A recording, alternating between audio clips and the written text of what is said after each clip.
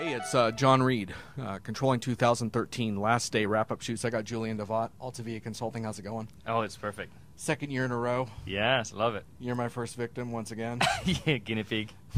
So let's deconstruct this a little bit. We had about 100 attendees, about 30% more than last year. Actually, 125 total, but about 100 customers. Mm-hmm, yeah. And then a few additional consultants selling services like yourself. Ah, yeah. Those guys. But no, you're also a value-add guy. You're part of the community. So. Yeah, no, that's. I think the audience was really interesting. A slight change from last year, I believe. People were.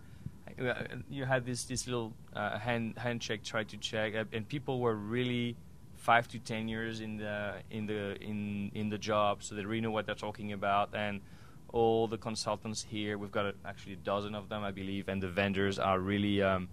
They know what they're talking about. This is I love, and it's not really as salesy as we're trying to. Yeah. They try to understand who is doing what, how we can help, and things like this. It's interesting because we have a no marketing rule for the conference, but that doesn't mean that vendors can't participate. And I think it's just a challenge to be a subject matter expert and add a view to the conversation, right? Yes, yeah. We had to play that line a bit with some of the topics where you try to bring new things coming in, and you obviously try to look for new jobs, but it's also really trying to. Yeah, this is what's coming up. So it's information at the same time. So the line is sometimes blurry. A little tricky. Yeah, it's tricky. But I think the feedback was pretty. People were even asking for more because it's new. So you really need to educate yourself before making any decision. Now you're heavily involved in HANA as well, and I want to get into that more in our next video. But tell me a little bit, just your general perceptions of, because we saw some very early views on HANA last year, but not a whole lot of awareness. How does it change, do you think? I really think it changed a lot, actually. I was surprised that, last year we had a lot of questions like, who is HANA? Is she coming? Right, yeah. So it's way out there. We're past the gender question. Past the gender question. Yeah. But this year we had really just a handful of people who had never heard about it. So now I kind of know what it is. I know it's fast, but I don't really always see the point of having wrong data faster. So now they're really, how can I apply it? It's not really what it is, but what's the value? And there was some very, very interesting conversations now. People really start to see the potential. So it brings up the conversation.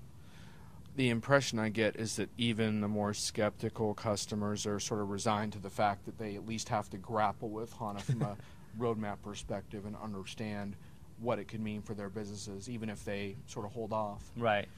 The other interesting thing is how controllers fit into the HANA conversation, right? Yeah, well, that's interesting. They were a lot more interested in the technical details. Yeah, that was surprising. Yeah, we try to market, so we try to get the pure technical geeky part, which we kind of love sometimes. Yeah. We try to get that geeky part out, and we had a lot of questions from controllers about this. And I think you have to realize that the audience is half business and IT, and the other half is IT and business. So I think the real reason is why, and how is that even possible that it's so fast. And I think that because of that, then we can get the conversation further. Yeah, and one example was a controller who'd been tasked by her CIO to really assess HANA from a business benefit perspective. Right, yeah, we had a lot of those, yeah. And she was having a little trouble with it because they're a mid-sized company. They don't have those obvious performance problems.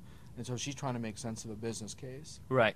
And in that case, it's really having more potential. So it's not only looking internally and getting faster, and that's a real case for very large companies like with hundreds of thousands of products and hundreds of thousands of customers. And when you combine the two, it's a gazillion number of sales. So she definitely didn't have those. Performance was not a problem, but now you can extend it. So your technical limitations, or you can grab information from census data, from weather data, from marketing data. And that's like, oh, wow, that's a different way of looking at it. Yeah, and I had the first customer here that ever asked me about external data. They wanted an architectural understanding of bringing in sensor data from wind turbine farms into their HANA system they were looking at, and that was new because that big data or external data thing is pretty brand new to these folks, I think. It is, yeah. It's completely a foreign concept. But Steve Lucas and SAP was talking about those data scientists, and controllers are kind of data scientists. Usually they just do dollars. but they really have a long history of handling large number of figures and being kind of limited with it. And now they can really grasp the potential of those huge, massive calculation powers. You know, I think about in Gladiator when the Russell Crowe's character says his advice is win the crowd. Yeah. And Steve Lucas has to win the controllers. Exactly. That's what he's got to win them over. That's it. Yeah, that's it. And it's not done yet, but... It's done, and I think the conversation really started with SAP trying to win the IT crowd. Yeah. And now we have to go into the business, and especially here in this conference, the controllers. But yeah, that's a different crowd. Long way to go. Very long way to go.